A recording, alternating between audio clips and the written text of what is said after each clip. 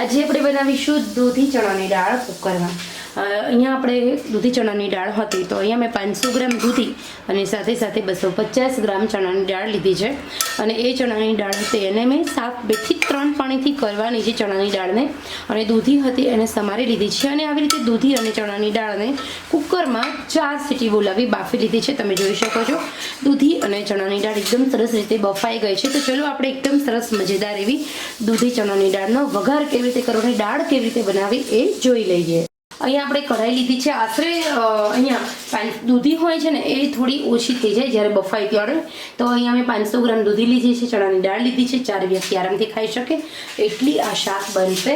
એના માટે અહીંયા મેં 4 ચમચી તેલ લીધું છે। તેલ આપણું ગરમ થઈ રહ્યું છે। તેલ થોડું ગરમ થશે એટલે હું એમાં થોડી રાઈ એડ કરીશ, જોઈશ તેલ ગરમ થયું છે કે નહીં। તો હવે અહીંયા તેલ એકદમ સરસ રીતે ગરમ થાય પછી જ રાઈ આપણે એડ કરીએ, તરત જ તડ થવા લાગે એવી રીતે આપણે એડ કરશું રાઈ। તો તેલ સારી રીતે ગરમ થઈ ગયું છે। તેલ આપણે જેવું ઉમેર્યું તરત જ આપણા રાઈના દાણા ફૂટવા લાગ્યા છે, તમે જોઈ શકો છો। ગેસની આંચ આપણે એકદમ મીડિયમ કરી દેવાની, કારણ કે જીરું બળવું ન જોઈએ। જીરું આપણે એડ કરીશું, તરત જ આપણે એડ કરવાના છે લીલા સમારેલા મરચાં। અહીંયા તમે આદુ મરચાં લસણની પેસ્ટ ઉમેરી શકો છો। હવે આપણે એડ કરીશું 2 ડુંગળી સમારેલી।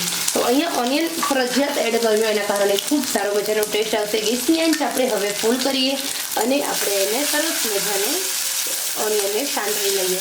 તો અહીંયા મેં ડુંગળી છે બહુ ઝીણી પણ નથી સમારી, બહુ મોટી પણ નહીં, એવી મીડિયમ સમારી છે।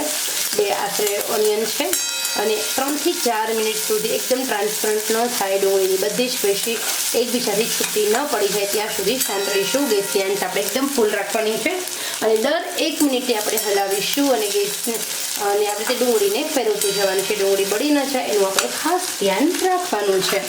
તો અહીંયા હવે આપણે આમ જ 3 મિનિટ સુધી ડુંગળીને ચડવા દેવાની છે। જ્યાં ડુંગળી ચડી જશે તો જ તમારી દાળ છે એનો ટેસ્ટ એકદમ મીઠાશવાળો આવશે અને એનો જે સ્વાદ હોય છે એ પણ ખૂબ મજેદાર આવતો હોય છે। તો ખરેખર ખૂબ સરસ મજાની આ રેસીપી બનવાની છે। અત્યાર સુધી તમે જે રીતે ચણાની દાળ બનાવતા હોય, દૂધી ચણાની દાળ, પણ આવી રીતે તમે બનાવશો એટલે નાના મોટા ઘરના સૌ કોઈ પ્રેમથી ખાશે, માંગી ખાશે, હોંશે ખાશે એવી સરસ મજાની આપણી આ રેસીપી બની જશે। તો ચલો ઢાબા સ્ટાઇલ દૂધી ચણાની દાળનો વઘાર આપણે કેવી રીતે કરવો એ જોઈએ।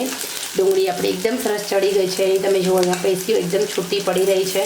ટ્રાન્સપરન્ટ એકદમ લાઇટ પિંક કલર આપણો ઓનિયનનો થઈ રહ્યો છે। તો હવે આપણે એડ કરીશું 2 ટામેટાં। મોટું ટામેટું હોય તો 1 અને નાના હોય તો 2 ટામેટાં ફરજિયાત એડ કરવાના છે। આપણે ટામેટું એકદમ ઝડપથી ચડી જાય એટલે ઝડપથી નમક એડ કરશું। નમક એડ કરવાથી ટામેટામાંથી પાણીનો ભાગ છૂટે છે, જેના કારણે ઓછો ગેસ બળે છે અને ટામેટાં એકદમ ઝડપથી ચડી જાય છે। ગેસની આંચ હવે થોડી મીડિયમ કરી દઈએ અને હવે આપણે આમ જ ટામેટાને ચડવા દઈશું। ટામેટામાંથી પાણીનો ભાગ છૂટો પડશે એટલે આપણે બહુ વધારે હલાવવાની જરૂર છે નહીં, એની રીતે જ ટામેટાં ચડતા રહેશે। ઓનિયનને થોડી હલાવવી પડે, કારણ કે ઓનિયનમાંથી પાણીનો ભાગ ઓછો છૂટો પડે છે, ઓનિયન બળી ન જાય એનું ખાસ ધ્યાન રાખવું પડે છે। તો ચલો એકદમ ફટાફટ આપણે 2 મિનિટ સુધીમાં ટામેટાને ચડવા દઈએ, પછી જોઈએ આપણે કેવી રીતે આનો આગળ વઘાર કરવો અને મસાલા કરવા તેની માહિતી। તો અહીંયા હવે આપણે જોઈએ તો આપણી દાળ એકદમ સરસ રીતે બફાઈ ગયા પછી આપણે ડુંગળી અને ટામેટાને સાંતળી લીધા છે। આપણે હવે મસાલા કરીશું। મસાલા સ્ટેપ બાય સ્ટેપ આપણે હું કહું છું એવી રીતે કરવાના છે। એકદમ ઓછી હળદર, લાલ મરચું, મારું લાલ મરચું કાશ્મીરી છે એટલે હું એ મુજબ લાલ મરચું એડ કરું છું। તમારા ઘરે રેશમ પટ્ટો હોય કે કોઈ બીજું તીખું મરચું હોય તો તમે એ રીતે એડ કરજો। ગેસની આંચ જ્યારે પણ મસાલા કરો છો ત્યારે એકદમ મીડિયમ કરવાની છે। સહેજ અમથું કાચું જીરું અને થોડો અમથો અજમો ઉમેરું છું, જેના કારણે આપણો ખોરાક છે એ સારી રીતે પચી જાય, ગેસ એસિડિટી ન થાય। અને હવે આપણે નમક એડ કરીશું। નમક આપણે દાળ બાફતી વખતે પણ એડ કર્યું છે એટલે ધ્યાન રાખવાનું છે કે વધારે પડતું આપણું ખારું ન થઈ જાય। તો અહીંયા આપણે એડ કરીશું મેગી મસાલો સ્પેશિયલી। અહીંયા ગરમ મસાલાને બદલે મેગી મસાલો ઉમેરવાથી થોડો ટેસ્ટ વધારે સારો આવે છે અને જે લોકોને નથી ભાવતું આવું દાળ અને દૂધનું એ લોકો પણ પ્રેમથી ખાશે। 1 મિનિટ સુધી આપણે આમ જ બધા મસાલાને ચડવા દેવાના છે, જેના કારણે મસાલાની સુગંધ અને સ્વાદમાં વધારો થાય। હવે આપણે થોડી અમથી દાળને એડ કરવાની છે। એડ કર્યા પછી આપણે આમ જ દાળને ચડવા દેવાની છે, તમે જોઈ શકો છો। એકદમ ઢાબા સ્ટાઇલ 1 મિનિટ સુધી આમ જ આપણે દાળને ચડવા દેવાની, પછી જ આપણે બીજી દાળ એડ કરવાની છે।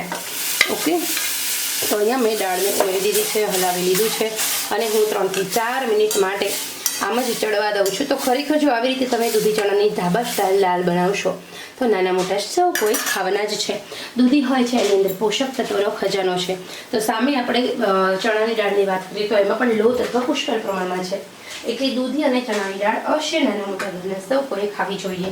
તો વીકમાં એકવાર જો તમે આવી રીતે દૂધી ચણાની દાળ બનાવશો તો પ્રોટીન તત્વ પણ મળશે, સાથે સાથે તમારા ઘરમાં સૌ કોઈ સભ્યો પ્રેમથી ખાશે, માંગી ખાશે. તો અહીંયા આપણી દૂધી ચણાની દાળ રેડી છે. 3 મિનિટ સુધી ચડવા દઈએ પછી એકદમ સરસ બધું સેટ થઈ ગયું છે. આવી રીતે બધા મસાલા દૂધી ચણા સાથે ચણાની દાળ સાથે સેટ થઈ ગયા છે.